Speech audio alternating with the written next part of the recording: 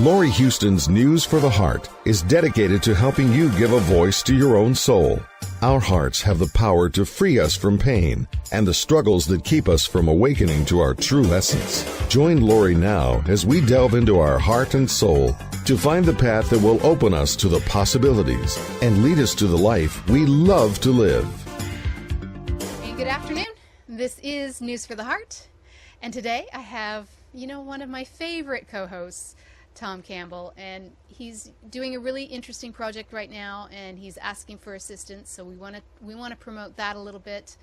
I say this often, but Tom is just a wealth of knowledge, and if you're ever interested in getting, really understanding some of the work that he's doing, and just getting a better understanding of how entropy and consciousness and our fears play such a huge role in what we do. And now, I know that the research is more on proving that we are basically a virtual reality, which is very cool. And I really like how Tom explains it. And we've done shows on it before, but I do, really enjoy this. And so I want to encourage you that for those of you that love our show, and I know that there's a lot because we get comments all the time, please, join in on this great project and assist Tom. And, we've been doing all this work, and you get all this information for free. And Tom has hours and days of workshops on YouTube. So, you can get all of the information you've ever wanted and just, stay there for weeks upon weeks to get that info. So do what you can and assist to make this project happen. I think we're already almost at our first goal, so that's awesome. But yes. Yeah. So thanks, Tom, always for joining us, and let's chat a little bit about that, and then we'll get into our own topic. Okay. Well, what we've got going now is a KickStart. What do we call it? A campaign, a KickStart campaign, and we're trying to raise money so that we can hire the professional help, the lab space, and the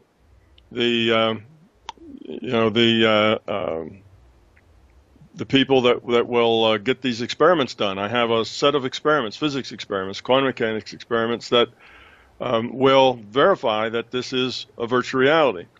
So the only way these things can work, or the only explanation for them, is that indeed this is a virtual reality. And the reason for doing that is that I would like the physicists to sooner rather than later come to that conclusion that indeed this is a virtual reality, because that means that we are a subset of something more significant, more fundamental, and that more significant, more fundamental thing is non-physical to us. So that's a pretty big step for science to come along and say that, we're a subset of something non-physical. Right. That's a massive step. And the next step, and it's the only logical conclusion one can come to then, is that consciousness is the computer of this virtual reality. Right. And then once you understand consciousness as a computer, and that we are all subsets of consciousness, we the players, as opposed to we the bodies that are the avatars, that consciousness is a social system of individuated units of consciousness, and the way that you optimize a social system is by cooperation and caring and compassion. That's how you optimize a social system. So then the question is, well, what's this virtual reality here for? Why would this system create this virtual reality? And then a little logic takes you to the conclusion that this virtual reality is an entropy reduction trainer. In other words, it's a place for us to make choices to enable us to grow up, to become love, to become more considerate of others, to care about others, to let go of our fear, our ego, our beliefs, and our self-centeredness, and so that it's not all about us, and that this is a place to make choices to learn how to do that. So all of that falls out. So it's not really that these experiments themselves are such a really big deal in the big picture, and the way they are, if they work out the way I say, they'll completely change science. It'll rewrite a whole new version of quantum mechanics. It'll modify relativity. It'll create a whole new science that'll be based on a bigger picture rather than on the little picture of materialism that it's based on now. So the science part of it is pretty neat. That's, I guess, a big thing by itself. But really the thing that interests me is that it's the first step in a series of a couple of logical steps that takes us to our purpose. What's our purpose? Why are we here? What's the point of us being here? And it's to grow up. It's to decrease our entropy, which is the same thing as saying to grow spiritually, to, become love, to care about others. That's what we're here for. That's on the path of consciousness evolution. And I know just stating it real shortly like that, it'll seem like I'm just making all that up because it sounds good. But really there is a very tight logic, science that leads to that sequence of conclusions. It's not just me making stuff up because it sounds nice and sweet and happy, It's the way it is. It's the nature of our reality. And when we understand that, then all of the things that are now called paranormal will just be normal. Because when you have an understanding of a bigger picture, all that stuff becomes normal. It's part of the way things are. So now science would be able to tell us about our subjective experiences as well as about our objective experiences. So you see, science now blooms into a whole bigger purview of things that it can say something intelligent about, things that it can turn into facts. So it's kind of a big deal in that sense. If you see where it's all going, my hope is that it will, over a decade or two, actually change the world. And I say that because we've always had people who have understood the big picture. 2,400 years ago, Buddha said that this reality was an illusion. Well, it's the best you could say in those days about this reality being a virtual reality. It's an illusion. It's not real. There's another purpose behind it, and that purpose is to grow up and become love. And the Buddha said all that. So we've had these little bubbles of enlightenment all over the globe. Every nation, every culture has produced those, but they always stay in the margins. They're never mainstream society. They're always in the margins. Well, today, the high priests of our culture, of Western culture anyway, and now Western culture is kind of spread all over the world, so it's pretty much world culture. The high priests of our culture are the scientists. It's the high priests that tell us what to believe. That's always been the role of the high priest. They tell us what is truth and what isn't to the people who really don't want to think for themselves, which is the majority of people. So when the high priests say that this is a virtual reality, and then the logic about conscious being the computer and love being the answer falls out of that, it will go mainstream. It won't be in the margins anymore.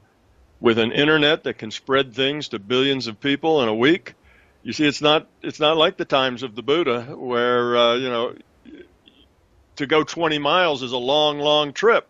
And a lot of people never go that far away from where they're born because it takes you, a couple of days to walk that far. So it's not like that. So we have a real good chance now to change the world in the sense that we can get this sense of we're here to grow up, to be kind, to be caring, to be love. And that's our purpose. And that is science, not metaphysics or philosophy. But that comes to us by way of science. So what we've done is we've united physics and metaphysics. We've, the physical and the non-physical, mind and body, all those things now are seen to be, just different views of the same thing. There's just this one big understanding and all those things make sense. So that's what it's about, and these experiments are the thing to try to get that ball rolling, to bring the physicists in, to bring these ideas into the mainstream. So that's what it's all about. And we were trying to raise $150,000 to do these experiments. And experiments are very expensive to do. The equipment's very expensive, lab space is very expensive, hiring expertise that's done similar things before is very expensive. So the 150 was really like our very lowest amount. That's just enough to get started. Because with KickStart, it works like this. You give them a minimum amount, or amount that's your goal. If you don't make that goal, you don't get anything. You give it all back. That's the rule for KickStart program. So if we only made 145,000 and didn't make 150, we don't get a dime. It all goes back. So you try to put in the lowest number there that'll actually allow you to do, some of what you want to do. So that's our 150. It'll probably cost about twice that, about 300,000, to do all of the experiments. So we'd like to just keep on going to see if we can't get enough to do them all. But it looks like we're going to make that 150,000 probably sometime today. We're only about $2,000 short, and we've been gaining at least $2,000 a day at kind of our minimum at the lowest days. And we have almost half the time left. We've got 14 days remaining. That's another rule about KickStarter. This campaign can only last 30 days. At the end of 30 days, you've either made your goal or not. So those are the limitations. So we've got another 14 days, and if we could double it, if we could go all the way to 300,000, then we would be able to do all of these experiments, a whole set of the experiments. They kind of show different things. So anyway, that's what it's all about, and you can go. Hopefully, you will put the KickStarter page link URL under this, and I'll send that to you if you don't have it.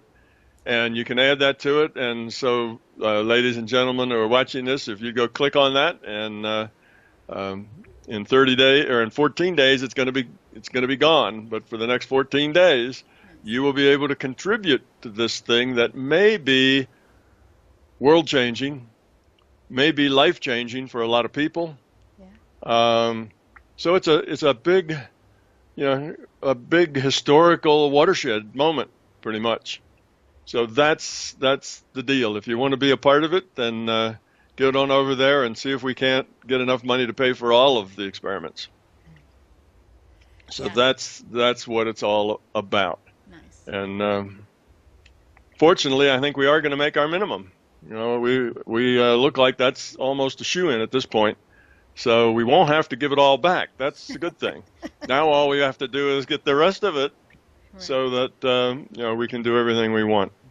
So anyway, that's where we're going with it. That's what it's all about. And if you have even $10, I think is the minimum contribution. If you even got $10, that's good. That's plenty. Enough people give $10. That's all we need. So join us if you feel like it's something you want to do. Yeah, it's very exciting. I'm going to put it in my newsletter as well that goes out in a couple days. So hopefully, and you've created a lovely video. It explains a lot of stuff. I mean, it's fascinating. So good luck with that. I'm glad that you are reaching your first goal already, and we're only halfway there. That's awesome. So yay. Yay, yeah. We're actually going to get these experiments done, at least some of them. Right. We're gonna form a team and get some of them done. So that's very exciting. That is exciting. All right. So I thought today we would talk a little bit about the filters that we sort of live with. Obviously and you will bring it down into consciousness and help us understand how they sort of work, but we're kind of born, my belief, regardless of whether you believe we have multiple lives or just one big life and kind of share consciousness with our soul group and God, whatever, however you believe what happens, we obviously in every culture have some indication that there is a higher power and that we are connected to that higher power. And so I believe that we come here choosing certain very interesting and something that's very important to us to work with or to work through our fears, like a specific core fear that sort of helps us grow and evolve towards what we're wanting. And we probably pick up a few of them. We probably have, certain goals at certain times.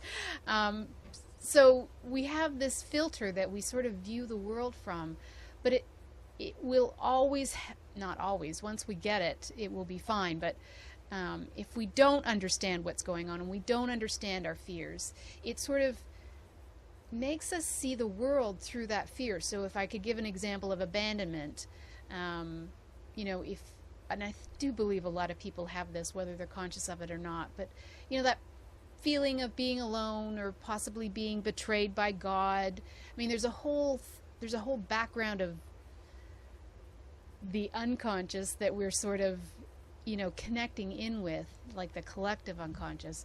And so anyway, we have these filters that sort of make us view the world from that perspective, so that anything that happens to us, we sort of add it to the story, and we've talked about the story before, but that filter sort of makes us perceive everything from that one place, or from that place, until we move and grow towards the next phase that we're working on. But I think, does that sort of explain what I mean? Yes, I think that's a good explanation. We can put it, everything actually works that way. It's not just our fears Right. that helps us create our reality, but our reality is created through this filter. Every part of our reality is created through this filter. Every single part of it, even the good parts, the bad parts, everything. Because the way reality works is that we get information through our senses. Okay, we get sense data, and that's just information. But we have to interpret that information as to what it means. Right. And it's that interpretation of this information for what it means is this filter you're talking about. You see, the data itself is neither here nor there. The data it's just data. Right. It's not information yet, it's just data. When we interpret it, we turn that data into information. Yeah. So the sense data is just data. It's the stuff we collect. It's photons on our retina that creates a little pulse that runs down our optic nerve. It's just data. But we take that data and we interpret it. What does that mean? What did she mean when she said that? Everything in our world is interpreted. Well, our interpretations come from our own history. They come from our story. They come from what we believe. They come from our fear. They also come from our love. They come from our caring. They come from everything that we are, all of our experience. I just call that our experience base. Okay, so we have an experience base. Since we've been here, we have this experience base. And actually, we come here with a certain amount of things that define us, even before we're born. And when we're born, we bring some of that in with us when we come. We have some attitudes or some other things that we come in with. But besides that, we've got the environmental part of it, and we've got the instinct part of it, those things that we think and do just because we're human, and we've got human instincts. So take all of that stuff together, and that's what I call your experience base. That's what, everything you've experienced. It's what you are inside. And that's how you interpret the data. And you can't interpret it any other way. When you get data, you have to interpret it, and you can't interpret it in terms of somebody else's experience. You can only interpret it in terms of your own. So you're stuck there, you see? Now, everybody's like that, and everybody's interpreting data in terms of their own experience base. So if you and I are communicating and I say a bunch of words, that's just data, not information. But you hear the words, because you're a consciousness. When you hear those words, you start interpreting them into information about what I'm talking about. What does it mean? What does it mean to you? What does it mean to me? You're making all these interpretations, but they're just your interpretation of what I've said. They're not necessarily what I meant at all. They're not necessarily what I've implied. It's what you think these words mean. So we do that all the time. And, I talked about part of it is our instincts. Well, part of it depends whether you've got two X's or you've got an X and a Y in your chromosomes. We see the world differently, males and females. We interpret data differently. And that's the old, men are for Mars and women are for Venus thing, where we need to learn to communicate to each other because each person is interpreting what they get based on their own experience base. So this is not just a thing that has to do with our fear. It has to do with everything. It's just the way we are. But you see the problem. It's very difficult to understand somebody else. And once you have fears, Now, fears are a particular problem because fears color everything. When you see things in terms of fear, you interpret that in terms of your fear. So if you fear that people don't respect you, then whatever they say and however they say it, you will interpret it as not respecting you. And even if they act really nice and sweet, you'll say, they must want something. They really don't respect me. They want something. They're just being, sarcasm. You'll see it in some other way, or they're just trying to act like that because they're not being honest. They're being false, and that's just all your fear creating that interpretation. So you get to create your own reality in this way. Your reality is created in your mind.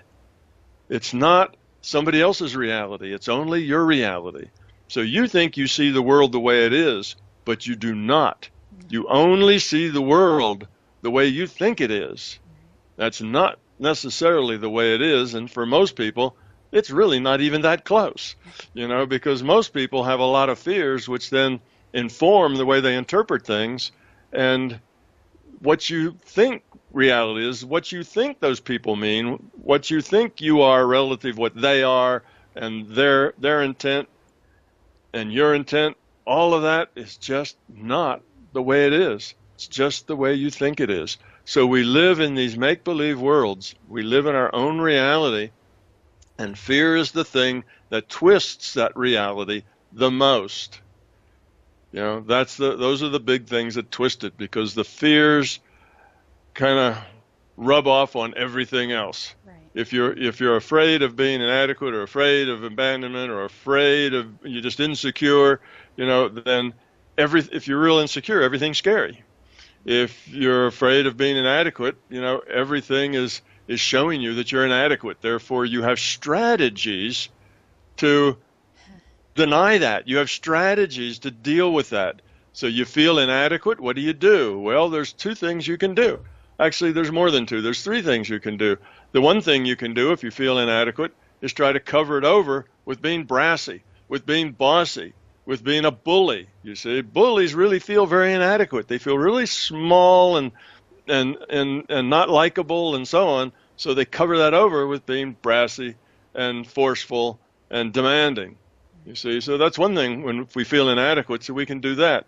The other thing we can do if we feel inadequate is we can be a shrinking violet. We can go kind of hide in the corner and avoid social situations and feel meek that we're just not much of anything, and nobody really wants to dance with us, and nobody really wants to talk to us, what do we do then? We say, well, all those people, they're so boring. They're so petty. They're so shallow. I don't really want to dance with those people. I don't even like those people. So that's another thing we do. You see, we make stuff up. We make up stories to make ourselves feel better about the fears we have. That helps us deny those fears.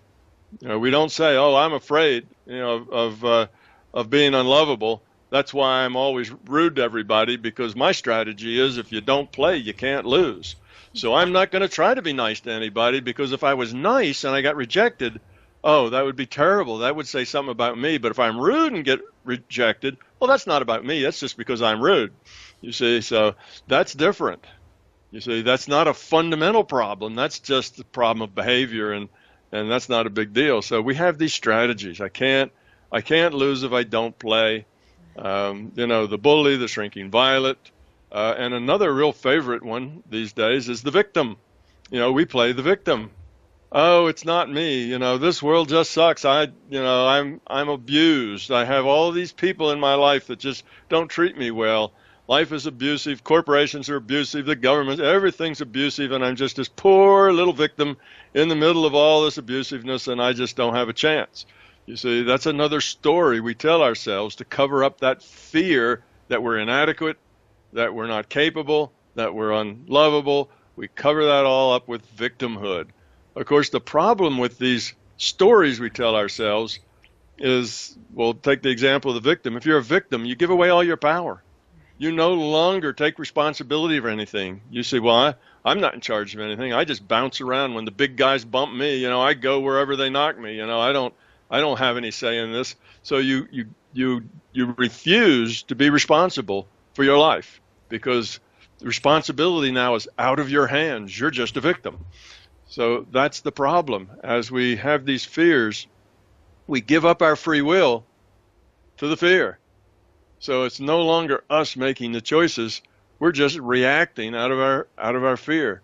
We stop being responsible. We stop being in charge of our life, and we just complain about so-and-so. They're unfair. You know, your spouse isn't what you want them to be. Your children aren't what you want them to be.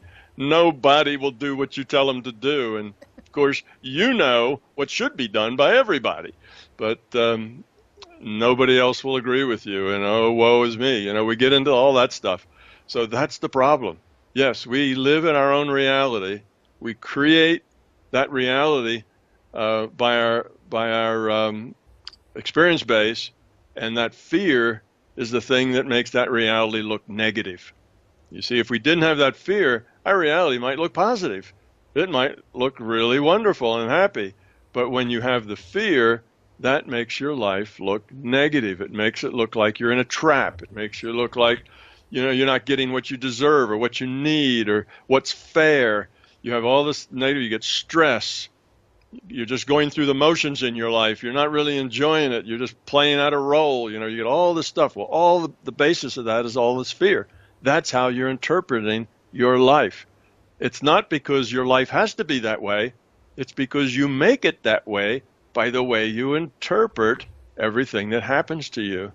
So fear has one of those things that about it that is true always and for everyone, and that is, if you are fearful, you will do, you will act, and you will say those things that make that fear come true. Right.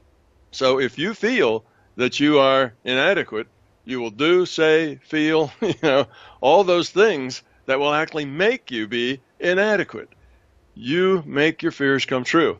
And there's a couple of reasons for that, but the big one is that we get to modify our reality with our intents. And if our intents are negative and fearful, what we create for ourselves is a fearful, negative reality. So the more negative we get, the more negatively we interpret it. The more negatively interpret it, the more negative we get. The more negative we get, the more negative we interpret it. You see where that's going, folks? It just is a cycle that just goes downhill. And pretty soon, you are a mess. And you are unlovable. And you are inadequate. And you are, abandoned. And you're all of those things because you've created that sort of a world for yourself. And other people really don't want to deal with all of that, with all of your issues, So you create the thing you fear. So if you don't want to create the thing you fear, there's only one way to do that. You can't think your way out of this. You can't say, well, I don't want to create what I fear, so I'm going to act different. It's not about acting. If you're not going to create your fear, the only solution is get rid of the fear. There is no other way. You can't think your way through it. You can't act your way through it. You have to get rid of the fear. Once you get rid of that fear, all this stuff will go away. You'll start seeing the world differently. That's why you've heard me say here before that if you get rid of that fear, your life will become joy. Your life will become happiness. You'll be satisfied. You won't feel trapped. You won't feel like a little helpless person in a big mean world. You'll feel good about your life and how you're able to help and how you're able to contribute. And that's because you interpret things differently now. Now you see a problem, instead of woe is me, you see that as an opportunity to make good choices, an opportunity to give, an opportunity to see how you can help. You see, it's just a different viewpoint. So you end up happy. Not because your life now is blessed and, every time you turn around, you find another gold brick, sitting on the sidewalk for you to pick up and take home and put in your bank. It's not like that. Well, it's just that nice, but yeah. Yeah. Well, actually, that would be very weird finding a gold brick, but yes. Yeah. You do get a little of that because the system starts to appreciate you as well, and the synchronicity tends to come your way. So you do get a little bit of that, just falls in your lap when you need it. But basically, you're reinterpreting the world in a positive way, and that leaves you happy. And you think, well, how could I do that? My surroundings are so negative. Everything and everyone sucks, everybody takes advantage of me. I'm just a little pawn in everybody's game. And how could I interpret that as anything but awful? Well, you can. You interpret that as awful because of the fears you have. And you're creating that as your reality because of the fears you have. And sure enough, people are going to see you that way, as that little person that is, that's kind of lost and not fun to be around and inadequate and insecure and all those things you're afraid of. That's what you'll become unless you get rid of the fear. So the question to ask is my life full of happiness, peace, and satisfaction, or is my life full of stress and struggle and pain? And if it's the stress, struggle, and pain, that's because of your fear. And that's not going to quit, even though you believe, well, if I could just fix that, everything would be just fine. If I could just make this happen or just get these people to stop doing that, everything would be fine. It won't work. It won't be fine. Even if they do that, there'll be something else. It may be fine for a few weeks or maybe a few months, but it'll be something else. You can't get out of it. It's a trap that you're in, that the only way you can get out is to get rid of the fear, you see. So many people live on the edge like, well, I'm almost there. If I could just get this done, if I could just fix this problem in my life, everything would be sweet. It's not sweet for very long, because the reason it's not sweet is you, not everybody else. And first things you have to realize, you have to take responsibility for that and stop blaming other people for your misery and your pain. So that was, I guess, a long speech. But basically, not only do these fears create, like relationship problems, which is kind of where you were starting with, because we put we put all these ideas that we think that person is being rude to us, when maybe they're not feeling that way at all. They're just saying something, and we interpret it. Somebody, I could be with someone, and I say, wow, look, what a great day. And that person might think, do you think I'm so stupid I can't even tell that it's a nice day? And they might think that I was being arrogant to tell them so it was a nice day. And I may just been feeling good about it because it's a pretty day. So people will interpret it in any way they want. You see? It's just the way we are. And there is a solution. And the solution really isn't that hard. You can do it. You just have to really want to. And if you really want to, you can succeed. The hard part is wanting to. It's so much easier just to blame everybody else and stay sad and unhappy than it is to start working on getting rid of the fear. So, and getting rid of fear is a scary thing. We start getting rid of that fear, and that fear starts to puff itself up and scare us to quit working on it. So that's the nature of fear. It's true. It's a hard one because it's just so permeated in everything. We're not even aware of it. I mean, I know we've talked about this before, but what's the first step? The first step is taking responsibility and seeing how that fear has affected everything, or that's just the intellectual aspect of it again, right? Right. Well, we have to lead with our intellect. We have to. Right? We don't want to just, our intellect can't get rid of it, because then we're just acting. If it's just intellectual, then we're not really changing ourselves. We're just acting differently. So, but we can lead with our intellect. The intellect can point the direction. And, you can say, well, okay, I'm not happy. I have negative feelings all the time. And whenever you have a negative feeling, what you can do is trace that back to a fear. Every negative feeling you have goes back to a fear. All the stress you have, all the anxiety you have, all the anger, all of that pain, all goes back to a fear. Well, find the fear and then look at it and own it. Say, yeah, that's my fear. I've got that fear, and that fear, affects my life. It affects my reactions to things. It affects the way I see reality. And just go back in your mind over the last couple of years of how that fear has been the thing that's led you to the choices you made, and how those choices just didn't work out all that well. They didn't turn out to be very good choices. And, whether it's a selection in a boyfriend or girlfriend or a mate, or whether it's what job you decided to take or leave or anything else. If you do it from fear, it usually doesn't work out all that good. It's the wrong reason for doing it. And you'll look back and you'll see, wow, that fear has really messed me up. A lot of my choices have been poor because that fear's been making them.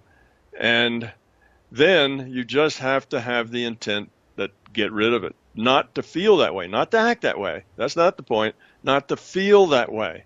Not to feel that fear, not to interpret through that fear. And every time you catch yourself, just stop yourself, let it go, don't feel that way, and go on. Well, at first it's like you can't do anything about it. You catch yourself, but there in an hour you do it again. And you think, well, it's not working. That's not true. Just keep working at it. It takes some time. These fears are deep, and it takes a while to dig them out. So spend 6 months, a year, just with a strong intent. I don't want to feel that way. Not I don't want to be that way in the sense of action, but I don't want to be that way in the sense of being who you are. And feelings are representative of who you are. That's why I say, look at your negative feelings, because that's the negativity in you. That's your negative feelings.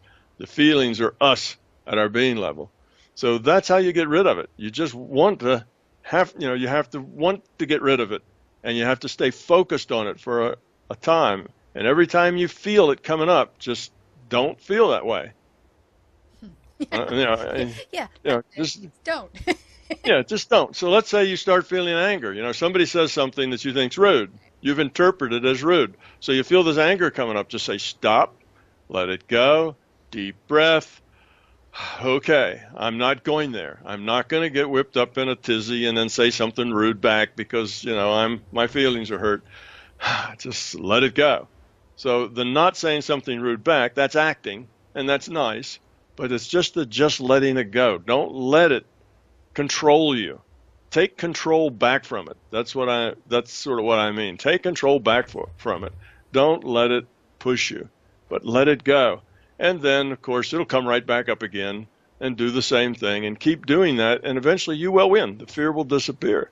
But before you win, that fear is going to roar and growl and puff up and, sprout big teeth and do everything it can to frighten you to stop trying to get rid of it. So expect that fear to push back, and it'll push back and try to be as scary as it can. It'll tell you that if you get rid of that fear, you keep doing this, nobody will ever love you again. You'll just be a mess and so on. This is working. This new thing where you're going, that's not going to work. It's going to try to frighten you with things like that, but you just keep getting rid of that fear, and eventually it will go away. It's funny. Every once in a while you talk about, and it reminds me, I don't know if you ever saw the movie Defending Your Life.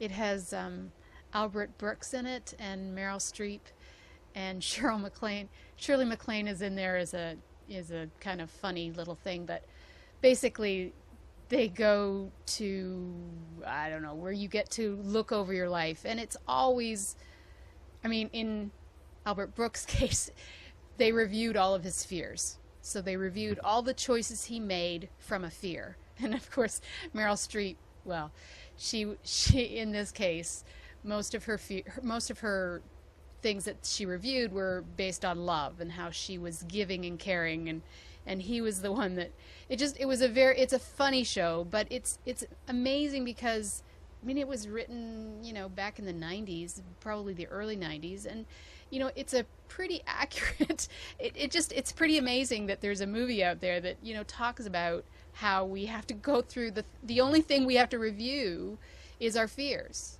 unless we made more choices from a place of love than from a place of fear. But it's interesting how our fears can, overtake the choices that we make. And that's the big thing that when the movie was trying to show is that, even from the point of he wouldn't go into a certain stock that he was given information on, and it was one that was going to be much more evolved as the time went on, but it was like a watch. But it was just the fact that he based his decision from fear instead of being able to just go through it and take that opportunity, and it would have made him really rich. But the point wasn't that he was going to be rich. The point was that he made the choice from a place of fear. And we do that so often. Like, that's the whole thing. That's the whole reason we're here, is to look at our choices, right? That our choices become that of love instead of fear. And so it's one of those things that you have to just keep saying, like, every time you make a different choice, am I doing this from a place of fear, or am I doing it from a place of love? And well, we know that 99% of the choices we make are usually from that place of fear. And they talk about the law of attraction and how we say, I want something, but as soon as you say want, you're really thinking of the opposite. And so it's really the fear that comes in, because as soon as you say I really want something, or I really need it, the underlying intention there is a fear of not having. Yeah. So it's fascinating how it's just in everything, and we just don't realize it. And so that filter is really so incredibly amazing, how it assists us. Yeah. Assists us to our growth and to our doom, both. It can help us either way. But I have talked to lots of people about fear. It's one of the things I talk about. And when I give talks, I will often have people tell me that they, don't think that they have any fears. Yeah. And they don't think that they really have much ego either. And I'll get that from them, and I'll say, well, do you ever have any feelings of that are negative? You ever angry? Oh, sure. Yeah. Do you ever feel like you're mistreated and you're not getting the sort of things you deserve, and people aren't appreciating what? Oh, sure. Oh, sure. Yeah. And I explain to them that that's the fear that they don't think they have, is that sort of thing. And I tell them to go work on it. And I hear back from them 6 months later, and they are overwhelmed. They went from, I don't have any fear, I can't think of a thing that really, frightens me, right, to every choice I make is based on fear. I'm totally overwhelmed. I actually don't make any choices other than through fear. And they get overwhelmed by the amount of fear that they find in themselves. And then, I tell them not to get overwhelmed. Don't get depressed with that fact. Just pick one and start working on it. And then once you get that one taken care of, pick the next one. And I hear back from them maybe a year later, and their life has changed completely, and their relationships have changed completely, and they're a totally different person living in a different world. So I've had dozens of people, go through that process of believing they have no fears, and that whatever ego they have is pretty small and under control. Finding out that just the opposite is true, being overwhelmed, and then taking it seriously, and working on it, and turning into new people who are happy, who really have fewer fears. And the hardest fear to get rid of is the first one. Yes. So you just have to, get through that. So that's the story. Yes, most of us walk around not thinking that we have many. Oh, everybody else does. Yeah, I can see that in everybody else, but not me. I really don't have those kinds of things, and I'm not self-centered, and I don't have a lot of ego or fears. But for the 99, probably 0.999% of us, that's just not true. We're full of fear right up to our eyebrows. Almost every choice we make is, if not directly because of our fear, it's tainted by our fear. Yeah. And the way we see reality, the reality we live in, is fear. Now, part of the problem what we see today is that the world itself seems a lot scarier than it used to be. And that's because we have been, particularly the politicians, I guess, have been beating the fear drums. Just, well, we're on red alert now. Oh, well, okay, now it's just an orange alert. Oh, it's back red again. And we have all of this constant stress and fear going on. The terrorists are going to get us, and something else is going to get us, and the aliens are going to get us, and the Mexicans are going to get us, the brown people are going to get us. We have all of this stuff, that's all this fear. And the reason that politicians like us to have lots of fears, because it makes us easy to control. If you understand somebody's fear, well, you can make them dance to any tune you want them to dance to.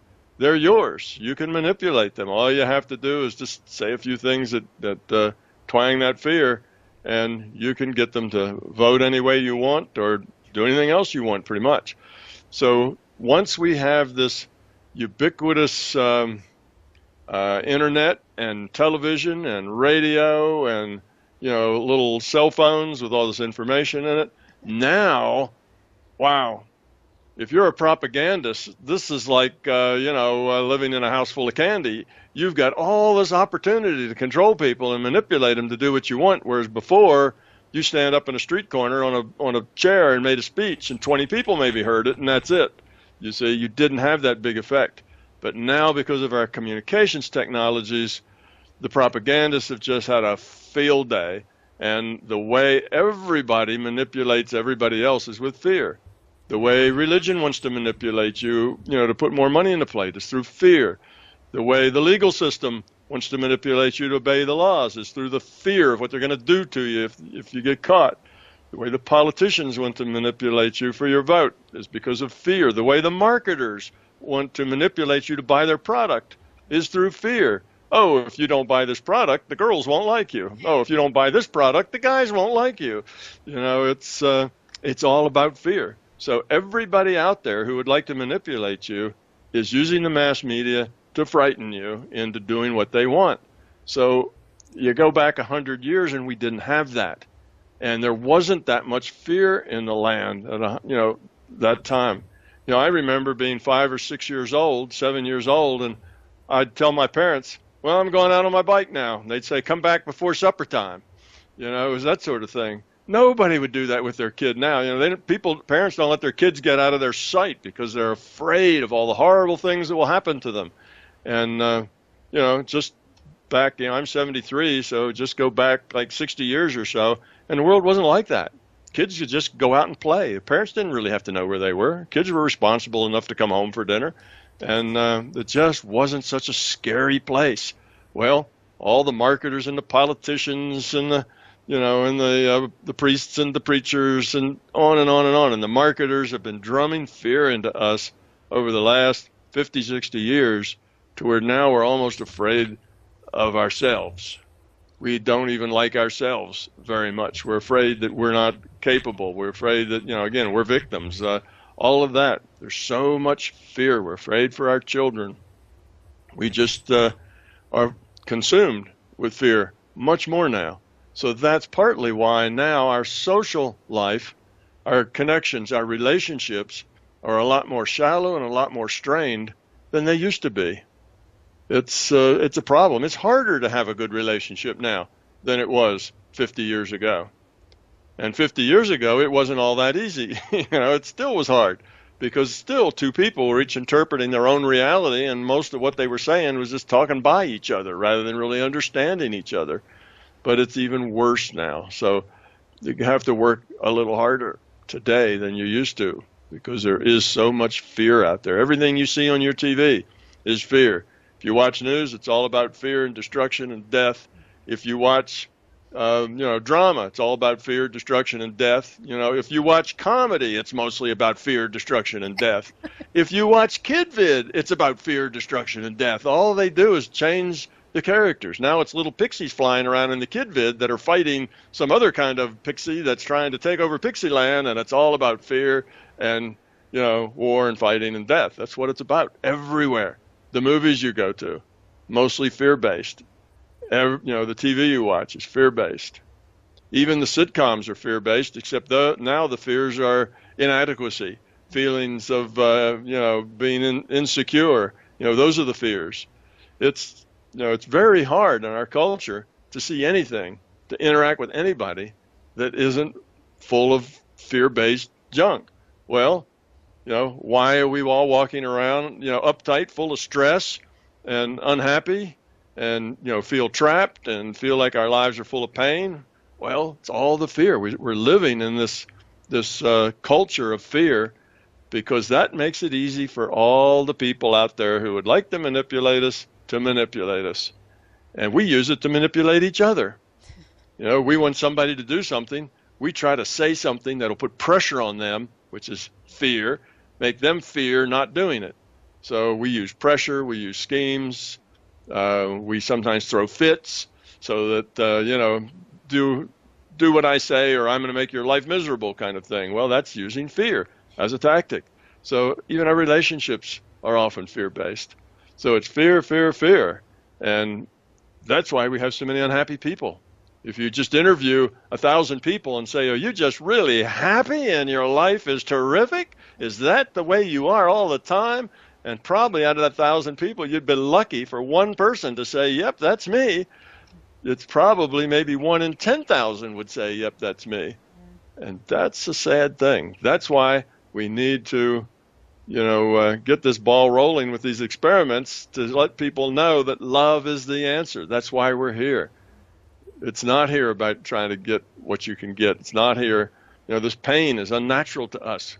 We create that with our fear. It's not that pain is just a natural part of life. It seems that way, but it's unnatural. And all our fear is unnatural. It's natural to us to be happy. So it's just where we are. We get to create what we live in, and this world is partly just created by us. It is the way we are. We're fearful. It's a fearful place. So, we make it, and then we have to live in it, and that just makes us more fearful. So we make it more fearful, and then we have to live in it. Just makes us more fearful. And that's kind of what we've been doing for the last 50 years. So here we are. Now it's time to turn around and go the other way. I think everybody's just about to the point that they've had it with the way things are. Everybody's just about to the point of this isn't working. We need another viewpoint. We need another perspective because what we're doing now is dysfunctional. Well, when people get to that, that's called the bottom of the barrel or the dark night of the soul or whatever. When people get to there, now they have a chance of going the other way, of seeing something different, changing directions. So I think we as a culture, and again, Western culture is almost world culture at this point, we as a culture need to turn around. We're about at the point where we're ready to throw away this fearful life that we have and grow up and try to become love. So I think the time is right. We just need to talk to enough people to get them to actually try to do it. And if we do, then we'll start making the world a better place. As you grow up, you help everybody else around you grow up. So that's kind of the point of why we're here and what's going on. It's all about fear. And we do these shows every month. We do these shows, and every month we tell people, you got to get rid of that fear. And a lot of people do. We get a lot of very positive comments that say, oh, yeah, this just hit the point. It's just what I needed to know. And they're going to go out there and get rid of some of their fear. And that's good. That's why we do it. And it does seem to work for some people. But for everyone that it works for, there's probably 100 that look at it and go, I got that. Yeah, that's right. And then go on with their life just the way it was. But, you do what you can do, and people will get it when they're ready. And that's why we keep doing the show. That's why we keep doing the show. Exactly. Yeah. This almost feels like a good place to stop, although, my goodness, we're almost before the hour. I mean, is that even possible? Well, only 4 minutes before the hour. That's pretty good. There you go. Yeah. Since I've been talking so much, I should give you a chance to. Oh, I think I had my opportunity there, but I do think, to me, I think the time that we have to work with is really right about the time we are about to make a choice. And I know we make choices all the time, but if we could be aware of the time of the choices that we're making, if we could, as soon as we know that we're making a choice, or as soon as we know that we're going to, choose between this or that, or how we're going to respond, or as soon as we know there's an opportunity for a choice, then I think that's the opportunity for us to be aware of whether there's a fear or not. And most of the time, if not all of the time, those choices are often made from a fear. And there's a definition aspect to fear that a lot of people say, oh, I don't have fear, because they're thinking of the, I don't know, the science, the old paradigm of what fear is, which is, I'm afraid of snakes or, spiders, or so there's that specific thing where they're kind of looking at, the definition of fear. And I think, but that's not what we're talking about here. I mean, we're talking about all the fears and the kind of core fears that are, that are so prevalent in our society about not being enough and, being, well, look at the media. I mean, it's everywhere. It's everywhere. It's always about, how thin you can be, and how, all of the people that are getting plastic surgery and all the things that they're doing because they're trying to, I just don't get it, but, they're trying to be somebody they aren't. That's it. Thank you. That's it. Yes. Yes. In hopes that somehow that will have people like them, or that they'll become more popular, or that, it'll boost their ego somehow. But yeah, they're trying to be someone else. That's interesting. Yeah. Yeah. The choices that you're talking about, of course, also we can call them your reactions to things. Right. Those are choices. So when somebody says something and it makes you angry, you have a choice. You don't have to be angry. There are other choices. Now, if you're very fearful and feel inadequate, then you feel like you have to be angry, because that's just what boils up out of you is anger. But there are other choices. If you could get rid of that fear, you could choose to be something other than anger. So it's the fear that kind of dominates you to the point that you don't even know you're making a choice. If you think about it, you'll say, well, of course I got angry. Look, they just said that, I couldn't do my job well or something, and that's just not true, and I'm angry about that. So you don't even notice that you have a fear there. You just justify your anger because what so-and-so said, and go on with life without even realizing that your fear just made that choice. If you didn't have the fear, that wouldn't have made you angry, and you could have solved the problem rather than just thrown gasoline on that fire. You could have actually put that fire out, perhaps, with a different kind of a reaction to it. So that's the kind of choices that we're talking about. Yes, not just the choice to, not walk in the woods at night or avoid snakes. It's the fear of not being accepted, not being appreciated, not being given credit, not being taken seriously, not not being made to feel special. It's all these things, the I wants, I needs, and I'm not getting. All of that is fear. If you didn't have that fear, you wouldn't have those I wants, I needs. You feel good about yourself. Everything would be fine. You'd feel satisfied. So that's the choices we're talking about. Yeah. But even so, even if it's about the snakes and the bears in the woods, it's still true that your fears won't help you any. They'll just get you in more trouble. Even then, because if you're afraid of the bear in the woods, you'll do the worst possible thing you could do. You'll see that bear and you'll run, and that bear will chase you because that bear chases things that run, because things that run are prey.